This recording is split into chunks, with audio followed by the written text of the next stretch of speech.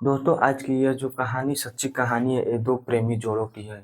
जो प्रेमी जोड़ों आपस में बहुत प्यार करते थे, लेकिन कुछ दिन बाद उस लड़की की शादी हो जाती है और शादी होने के बाद उस प्रेमी का अंदर से दिल मानता नहीं है। वह उसकी शादी बर्दाश्त नहीं कर पाता है। वह सोचता है कि मैं ज़िंदगी भर कुछ ऐसा करूँ कि ज़िंदगी भर उसके साथ रहूँगा, और ऐसी उसके माइंड में गलत गलत चीज़ें आती हैं जब उसका शादी हो जाता है तो वह सोचता है कि मैं क्यों नहीं उसके जो जहाँ शादी हुआ है वहाँ पर जाकर उसी मंदिर में किसी मंदिर में वहीं पर साधु बनकर हमेशा के लिए बैठ जाऊँ, ताकि उससे मेरा मिलता भी रहेगा और हम दोनों एक साथ ज़िंदगी भर मिलते रहेंगे। तो इस कहानी को पूरा सुनने के लिए मेरे वीडियो में बने रहिए। मेरा नाम है अंकित और आप देख रहे हैं स्टोरी बाय अंकित। मेरा वीडियो अच्छा लगे तो वीडियो को लाइक और चैनल को सब्सक्राइब कर दीजिएगा। चलिए वीडियो को स्टार्ट करते हैं। वीडियो में पूरा बने रहिएगा और वीडियो को विस्तार से समझाते हैं आप सभी को। दोस्तों यह कहानी है उत्तर प्रदेश के सीतापुर जिले की। 25 मार्च 2024 को उत्तर प्रदेश की पुलिस को एक सड़क के किनारे बोरे में एक लाश मिलती है, और जब उस लाश को पुलिस छानबीन करती है तो पता चलता है कि जो घटना सामने आती है वो घटना इस प्रकार है कि कहानी शुरू होते उत्तर प्रदेश के हरदोई से। उत्तर प्रदेश की हरदोई में एक रहने वाली गंगा देवी और उसी के क्षेत्र के बगल में रहने वाला रामलाल, वह उसका पड़ोसी होते हैं। वह सुबह शाम दोनों की एक दूसरे की दर्शन हो जाता है और बातें भी कर लेते हैं, और बातों ही बातों में वो अपने दोनों को दिल दे बैठते हैं।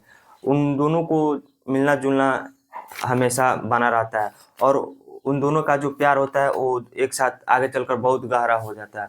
और एक समय ऐसा आता है कि उसकी जो बेटी के माता पिता थे वो शादी कर देते हैं, और उसका जो शादी हो जाता है उसका जो प्रेमी होता है वो मनीराम दास होता है। मन ही मन घुटने लगता है और वो अपनी प्रेमिका की जुदाई बर्दाश्त नहीं कर पाता है, और उसके चलते एक ऐसी मन में सोचने लगता है कि मैं कुछ ऐसा करूं जो उसके ज़िंदगी के उसके घर पर या उसके अगल बगल में हमेशा 24 घंटा और आज जा सकूं, मिल सकूं।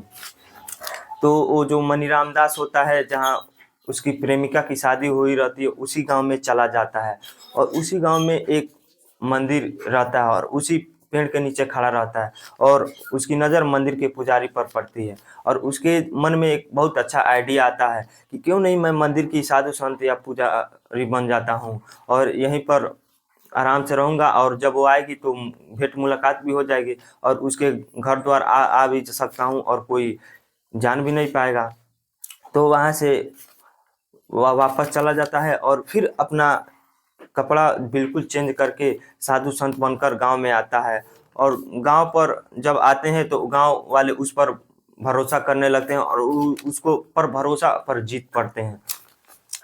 तो वह धीरे धीरे कुछ दिन समय गुजरता जाता है, ज़्यादा दिन हो जाता है, और जो गंगा देवी होती है उसकी प्रेमिका जो होती है वह उससे घर आया जाता रहता है, और वो अपनी गहरी लंबी उसे प्रेमी करने लगता है प्रेमिका से, और उसके घर आना जाना शुरू कर देता है। तो उन दोनों का मिलना जुलना शुरू हो जाता है, वह मिलने लगते हैं और जो बातें होती हैं वो शुरू होने लगती हैं, और उसे देखकर वो अपनी प्रेमिका को खुश होने लगता है और उससे देखकर उसे मिलने का मन करता है। तो वह उसे जब मिलना रहता है प्रेमिका को तो उसी मंदिर में चली जाती है। तो क्या होता है कि जब 10-12 साल गुजर जाता है, सब कुछ सही चलता रहता है, तो क्या होता है, दोस्त देवी होती हैं उसकी पत्नी होती है, उसके बच्चे धीरे धीरे बड़े होने लगते हैं, और वो जो महंत आता है मनीराम दास कि वो महंत हमारे घर पर क्यों आता है, क्यों रहता है। तो कुछ समय बाद क्या होता है, वो जो उसका पति होता है वह गुजर जाता है, मर जाता है, और जो मंदिर का संत होता है वह उसके घर चली जाती है। तो वो अपने घर का मालिक समझने लगती है, तो वो उसका जब मन करता है तब उसके घर चला जाता है, और घर के आने के बाद 5-7 दिन तक रहता है उसके घर, 10 दिन तक रहता, जब तक उसका मन करता तब वहाँ से जाता। तो इसके चलते वो जो गंगा देवी के जो बच्चे थे, 2 बच्चे और 1 लड़की होती हैं, वो थोड़ा गुस्से में रहती हैं, वो उस पर डांटने लगती है कि क्यों ये हमारे घर आते हैं, एक मंदिर में रहने वाला संत पुजारी ये हमारे घर क्यों आता है। तो जो गांव के लड़के होते हैं, जो उनके दोस्त होते हैं वो लड़के के, ये मंदिर का संत पुजारी ये तुम्हारे घर क्यों आता जाता है। और आपको पता है कि आजकल के बच्चे बहुत बातों ही बातों में कुछ ऐसा दे देंगे जो आपको सुनने में फील हो जाएंगे। तो गंगा देवी को ये बात बुरा लगता है तो वही कह देते हैं। और वो जो मंदिर का महंत होता है वो गंगा देवी के अक्सर सामने चला जाता है। तो यही धीरे धीरे चलता है। तो वह उसकी लड़का जो होता है वो गलत गलत बातें बोलने लगता है जो इन सबों के सामने नहीं बोलना चाहिए। तो वह भी उसे खुन्नस करने लगती है और उसे ज़्यादा गुस्सा तब होने लगती है जब वो संत पुजारी होता है वो तंत्र मंत्र की कहानी में उसे तब्दील कर देता है। और जब वो पुजारी होता है वहीं पर अपना प्रस्थान करता है और पूरे इलाकों में गंगा देवी का घर तंत्र मंत्र से बहुत ज़्यादा ही फेमस हो जाता है। वह लोगों को इलाज चलने लगता है कि यह सही करते हैं। और वो संत पुजारी उसी के घर में रहता है। वह उसके घर में तुरंत कई प्रकार के मंत्रों की जाप करने लगता है। और उसकी जो 2 बेटे और 1 लड़की होती हैं वह उनसे बहुत परेशान हो जाते हैं। उन्हें गुस्सा आने लगता है, अब उनको कुछ और सोचना था। तो वो लड़की अपने माँ से कहने लगती है कि आप पुजारी संत महात्मा को मेरे घर से भगा क्यों नहीं देती? वो गांव में तो कहीं और भी जगह है, वहां पर भी रह सकते हैं, ये हमारे घर क्यों आते हैं? तो जो गंगा देवी होती हैं वह उसको कुछ कह नहीं सकती और भगा भी नहीं सकती थी क्योंकि उसको तो मजा आता था। तो ऐसा ही चलता रहा। तो उसने कहा कि अगर उस साधु महात्मा कहता था कि अगर तुम मुझे यहाँ से भगाना चाहती हो तो मैं तुम्हारे सब बातें गांव को बता दूंगा और इसके बाद तुम मुंह दिखाने के किसी के लायक भी नहीं रहोगी। कि तुम्हारी मैं यहाँ तक मंदिर में 14 साल तक संत महात्मा बन के रहा और तुमने ही मुझे अपने गांव से यहाँ पर बुलाया और हम दोनों मिलते थे। तो इस तरीके चलते गंगा देवी के ऊपर प्रेशर आने लगता है। और आखिर ऐसा कब तक चलता है, लेकिन एक दिन बुराई का तो अंत हो ही जाता है, सच्चाई का जीत होता है। तो जो गंगा देवी होती हैं वो अपने बड़े बेटे की शादी करने लगती हैं और उनके घर में एक अच्छी सी बहू आ जाती हैं। और जो उसकी गंगा देवी की बहू होती हैं वो जब साधु संत महात्मा को देखती हैं तो उसे बहुत खराब लगता है क्योंकि वह उसे देखकर अच्छा नहीं लगता। वह तो कोई आदमी होता चलता, लेकिन वह तो कोई और होता है। तो वह उसे देखकर परेशान होने लगती है और उसे घर में आने से मना कर देती है। तो उसके बाद भी जो गंगा देवी होती हैं वो उन साधु संत महात्मा होता है वो एक रूम में लेकर वो सोते हैं। और जो उसका बड़ा बेटा है वो इस बात को लेकर घर को छोड़ देते हैं। और उसकी जो बेटी होती है वह भी नाराज होकर घर से भाग जाती है। और उसके पास बचता है तो उसके पास छोटा बेटा और एक बेटा बेटी उसके पास भाग गए रहते हैं। और उसकी जो बेटी होती है वो नाराज होकर भी चली जाती है और वो चाहती है वो भी मेरे घर चले आए और बेटा भी घर चले आए।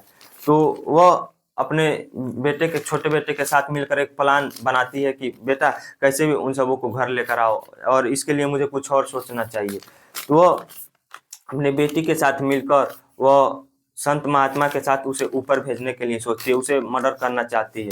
तो 24 मार्च 2024 को महंत और गंगा देवी के पास फोन करता है और कहता है कि आज मैं तुम्हारे घर रहने के लिए आ रहा हूँ और वहीं पे रहूँगा और आज होली का दिन है तो इसलिए आऊँगा और आज मैं आपके ही घर रहूँगा, आपके ही साथ होली मनाऊँगा और आपके पास ही रहूँगा। इससे अच्छा मौका अब कभी नहीं मिलने वाला।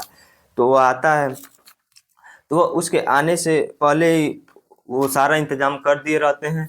तो उसके खाना वाना पिलाते हैं, खाना वाना अच्छा से खिलाते हैं। और जब साधु संत महात्मा वहीं पर सो जाता है तो वह गंगा देवी किसी हथियार से साधु संत महात्मा को काट देती है। और जो उसका बेटा होता है छोटा बेटा उसे बोरे में कस कर उसे कहीं जो 2-4 किलोमीटर दूर एक झाड़ी रहता है उसी में फेंक देते हैं। और फेंकने के बाद क्या होता है कि जो महंत थे अपनी प्रेमिका के लिए क्या कुछ नहीं कर दिए, इतना ज़्यादा लोगों की जिंदगी अपनी छोड़ दी उसके लिए। जो साधु संत महात्मा अपने साथ लोगों के साथ खिलवाड़ करता था तो उसको ख़त्म कर दिया। और जो गंगा देवी के छोटा बेटा होता है उसे पुलिस गिरफ्तार कर लेती है और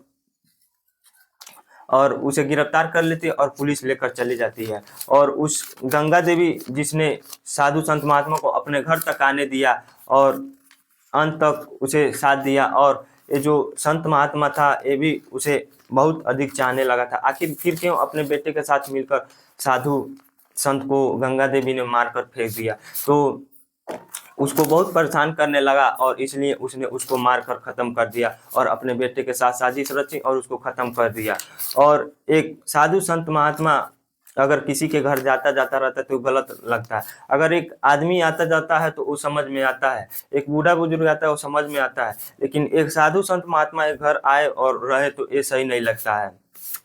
तो इसलिए वो अपने बेटे के साथ साजिश रचती है और होली के बाद उसे बुला कर लाती है, उसे अच्छे से खाना वाना खिलाती है पिलाती है और रात में उसे धारदार हथियार से हत्या करके उसे ख़त्म कर देती है।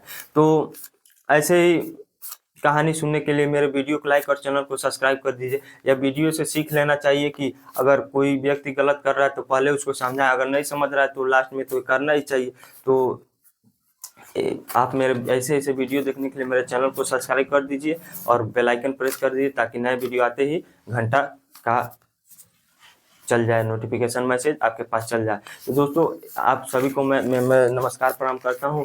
अब वीडियो अच्छा लगे तो वीडियो को लाइक और चैनल को सब्सक्राइब कर दीजिए। मिलते हैं अगले वीडियो में, तब तक के लिए जय हिंद जय भारत। धन्यवाद आप सभी को इतना सारा प्यार देने के लिए, मेरा सादर प्रणाम।